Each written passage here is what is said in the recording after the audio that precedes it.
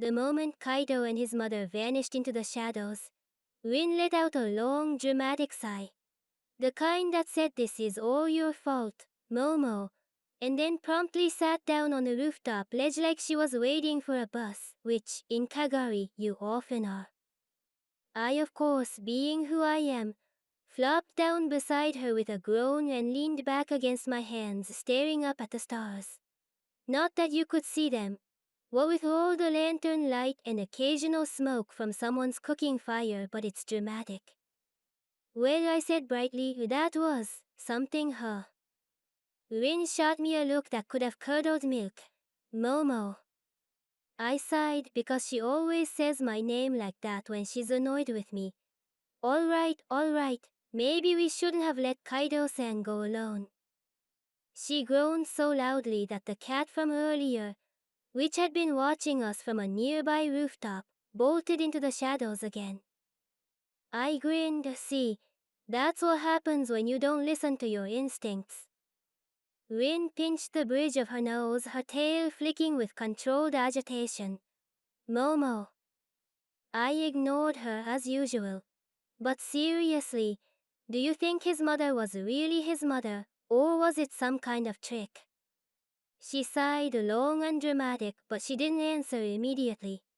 Instead, she reached into her satchel, where of course she had been hiding something, because Rin always has things stashed away for emergencies, and pulled out a small, ornate key. It was identical to the one Kaido had given us, crescent moon-shaped, with engravings of cats chasing each other around the sun. I gasped dramatically, "Is that?" She nodded, "The key he gave us to modify his cattail."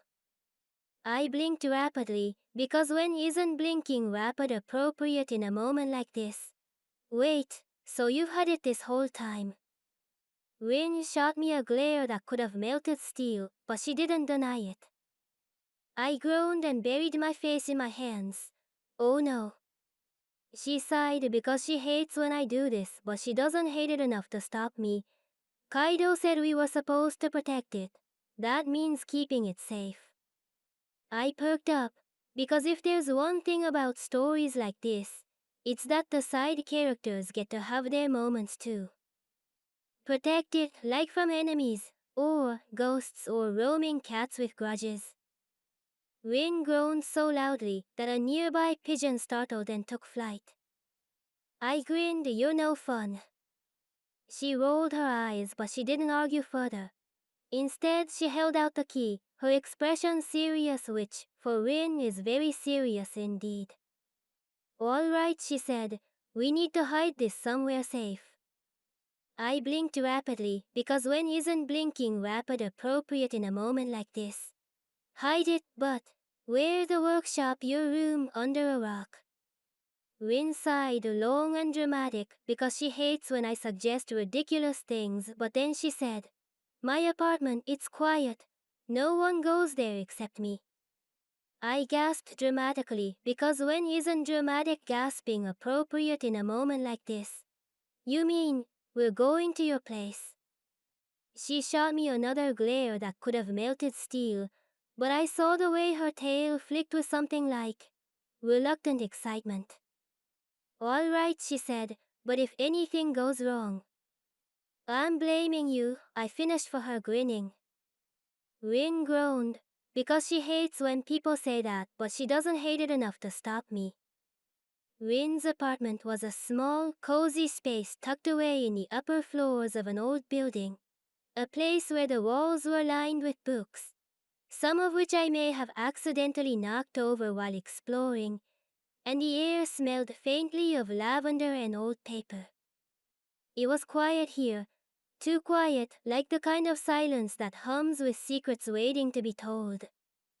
Rin sighed as she fumbled with a small lock on a wooden chest in the corner, because even in moments like this, Rin is always fiddling with something, usually things she's going to lose later.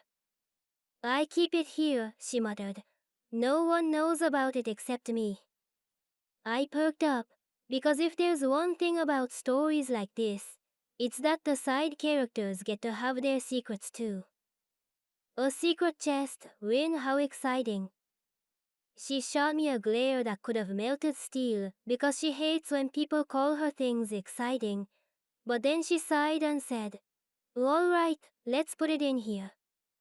I nodded enthusiastically because I love being part of important moments and carefully placed the key inside the chest, where of course something clanked slightly. Because if there's one thing about stories like this, it's that things always make noise when you don't want them to. Rin sighed again because she hates when I do things like that, but then she said, "We should probably lock it." I blinked rapidly because when isn't blinking rapid appropriate in a moment like this? Rin, do you have the key?" She groaned so loudly that her bookshelf creaked ominously, but she reached into her pocket and pulled out another small, ornate key, identical to the one we just put away. I gasped dramatically, because when isn't dramatic gasping appropriate in a moment like this? "You have two keys." Rin shot me a glare that could have melted steel, but she didn't argue further. Instead, she carefully locked the chest and then sighed long and dramatic, because she hates when things go wrong. "All right," she said, "it's safe now."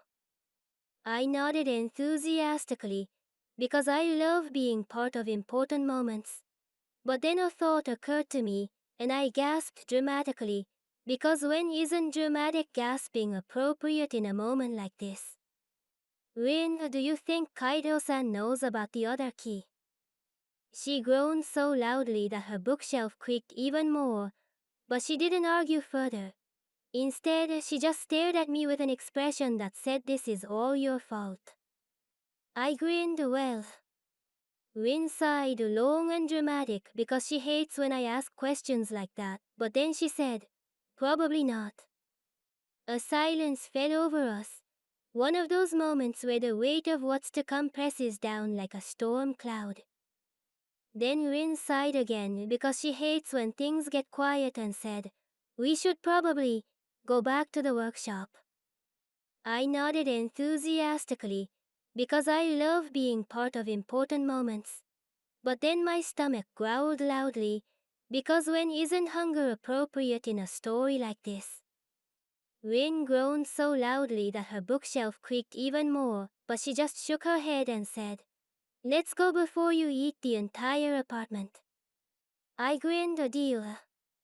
Well, our walk back to the workshop was uneventful, by which I mean it was quiet, too quiet, like the kind of silence that hums with secrets waiting to be told. Rin walked ahead of me, her tail flicking with controlled agitation, because she hates when things are quiet, while I lagged behind, my mind racing with possibilities like usual. Then, just as we reached the alleyway leading to our workshop, a melody filled the air. It was soft, a flute's call that echoed through the narrow gaps between buildings. It was familiar too, like something from a dream you can't quite remember.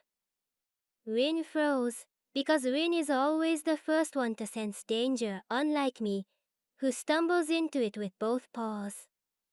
I gasped dramatically, because when isn't dramatic gasping appropriate in a moment like this?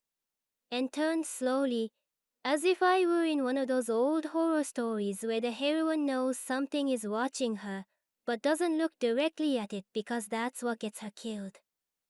And there, sitting on the edge of a nearby rooftop, was a figure. But this wasn't just any figure, it was her. A woman with hair like silver threads woven through raven black locks. Her eyes were sharp, her posture elegant, but there was something in them that made my chest tighten with recognition. Rin gasped softly and took a step back, because Rin is always the first one to run when things get scary. But I just blinked rapidly, because when isn't blinking rapid appropriate in a moment like this? "Kaido-san's mother," I whispered. The woman tilted her head, studying us with those sharp eyes of hers. Then softly, "You've been busy." Rin groaned so loudly that a nearby cat startled and bolted into the shadows. But I just gasped dramatically, because when isn't dramatic gasping appropriate in a moment like this? Then the woman smiled, a smile that was both kind and knowing, and said, I need your help, my children. A chill ran down my spine, because when isn't a chill appropriate in a story like this? Rin sighed long and dramatic, because she hates when people ask for impossible things, but then she nodded. All right, she said, what do you need? The woman's smile deepened, just slightly, as if this were all just another day for her, which I suppose it might have been. I need you to find something, she said softly. Something that was stolen from me a long time ago. Rin and I exchanged glances, one that was heavy with unspoken thoughts. Then Rin sighed, long and dramatic, because she hates when things get complicated, but then she nodded. All right, she said, we'll help you. I gasped dramatically, because when isn't dramatic gasping appropriate in a moment like this? But the woman just smiled faintly and said, Good. And with that, she vanished into the shadows, a moment that was both bittersweet and very dramatic. Rin sighed again, because she hates when people leave her behind.